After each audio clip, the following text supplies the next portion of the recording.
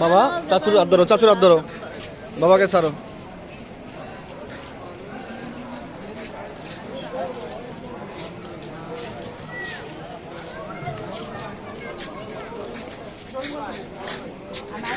এখানে শোল মাছ, বুঝছো? হ্যাঁ, ওই যে মাছ মাছ মাছ কত বড় বড় মাছ, এই মাছের সাথে কুমির আছে।